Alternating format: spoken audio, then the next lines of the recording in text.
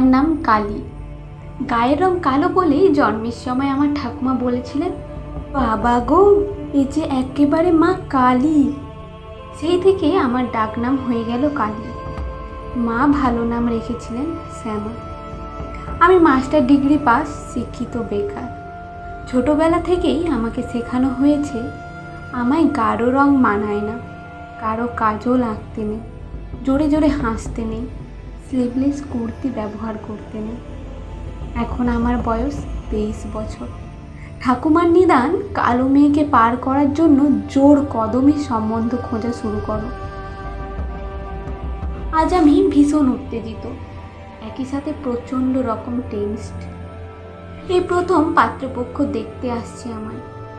আমি চোখ ভরে কাজল পরেছি, কপালে ছোট্ট কালো টিপ, হালকা লিপস্টিক আর আমার প্রিয় মেরুন শাড়িটা। তৈরি হয়ে ঘর থেকে বেরোতেই ঠাকুমা খেঁকিয়ে উঠে বললেন, এই দেখো, সাক্ষাৎ কালী। কালো গায়ের রঙে কেউ এমন শাড়ি পরে? অমন দুধে আলতা গায়ের রং মায়ের, মেয়ের কি করে এমন ছিঁড়ি হলো ভগবানই জানে বাপু। বৌমা, একটু এদিকে দেখো না।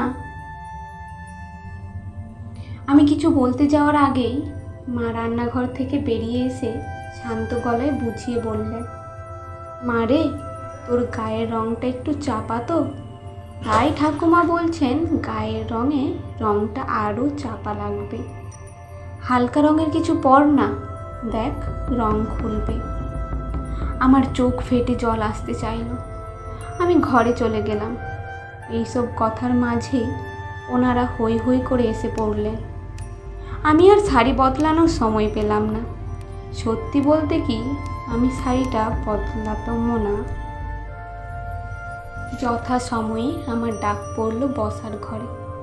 একে একে পরিচয় করানো হলো সকলের সঙ্গে। ছেলে, ছেলের মা, বাবা, ঠাকুমা এবং এক জামাইবাবু এসেছে। আমি প্রতি নমস্কার জানিয়ে উল্টো দিকের চেয়ারে বসলাম। বসা মাত্রই আমার ঠাকুমা বলে উঠলেন, আমাদের মেয়ে বাপু কালো ধালো, তবে রান্না বান্না কাজকর্মে বেশ এক্সপার্ট। এই গায়ের রংটাই যা কালো, না হলে একটু মানিয়ে গুছিয়ে নিলেই আপনারা এমন শান্তশিষ্ট মেয়ে আর দুটো পাবেন না। আমার লজ্জায় মাটিতে মিশে যেতে ইচ্ছে করছিল।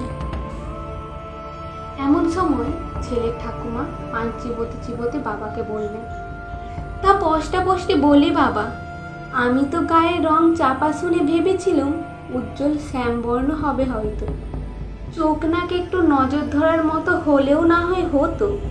এ তো দেখছি গায়ের রং ময়লা, মুখশ্রীও একেবারে সাদামাটা। লেখাপড়া তবু করেছে, যদি একটা চাকরি বাকরি কিছু করতো, তাও না হয় আত্মীয় সম্মুখে একটা মুখ থাকতো। কি বলো বৌমা, দেখে শুনেই ছেলের বিয়ে দেবে যখন। আমার পক্ষে আর বসে থাকা সম্ভব হলো না। শটান দাঁড়িয়ে বললাম, মাফ করবেন, আমাকে আপনাদের অপছন্দ হতেই পারে, সকলের সকলকে যে পছন্দ হবে এমন কোনো কথা নেই, কিন্তু তার মাপকাঠি যদি গায়ের রং আর মুখশ্রী হয়, আমি সরাসরি বলছি, আমাকে বাতিল করার আগেই আমি আপনাদের রিজেক্ট করছি। সারা ঘরে তখন সাইলেন্স। আমি বেরিয়ে আসতে যাব, তখন ছেলের মা ব্যক্তিত্বময়ী কণ্ঠে বললেন, এই মেয়ে দাঁড়াও, আমি হলাম ছেলের মা। ছেলেকে আমি পেটে ধরেছি, মানুষ করেছি, আমার তো একটা মতামতের দাম আছে নাকি? মা, বিয়ের সময় আপনি এবং বাবা আমার কালো গায়ের রং নিয়ে যথেষ্ট হেনস্থা করেছেন আমার বাবাকে। প্রচুর টাকা গয়না যৌতুক নিয়েছেন এটাকে ইস্যু করে। সারা জীবন আমাকে ছোট করেছেন লোক সম্মুখে। আমি মুখ চোরা ছিলাম, কিছু বলতে পারিনি, কিন্তু আমার ছেলের জন্য আমার এমন প্রতিবাদী মা কালীরই দরকার। আমি জানি আমার ছেলের অমত হবে না। আর আপনি তো রোজ সন্ধ্যায় ভক্তি ভরে গান গান, শ্যামা আমার কালো, তা এই শ্যামাতে এত আপত্তি কিসের? সবচেয়ে বড় কথা, আপনার নাতিও যথেষ্ট কালো। শুনে আমার ঠাকুমা বললেন, ও তো ব্যাটা ছেলে, সোনার আংটি আবার ব্যাঁকা। কি জানি বাপু, এত আদিক্ষেতা বিয়ের পর বজায় থাকলেই ভালো।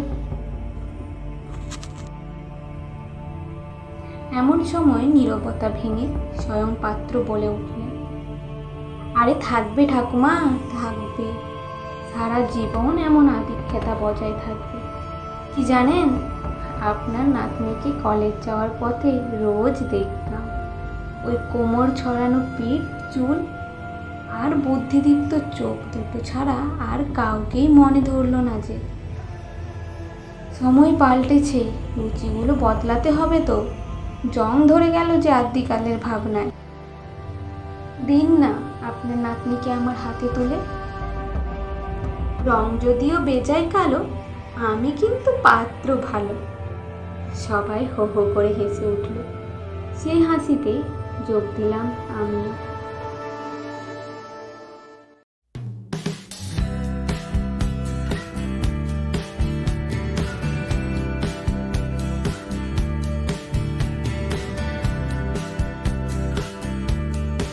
তো বন্ধুরা, ভিডিওটি কেমন লাগলো অবশ্যই জানাবেন। এই মুহূর্তে আপনি যদি আমাদের এই চ্যানেলে নতুন এসে থাকেন তাহলে প্লিজ চ্যানেলটি সাবস্ক্রাইব করে আমাদের পাশে থাকবেন। আর যারা অলরেডি সাবস্ক্রাইব করেছেন তাদেরকে অসংখ্য ধন্যবাদ। দেখা হচ্ছে নতুন একটি দিনে নতুন একটি ভিডিও নিয়ে। টিল দেন সবাই ভালোবাসায় থেকো এবং সকলকে ভালোবাসায় রেখো।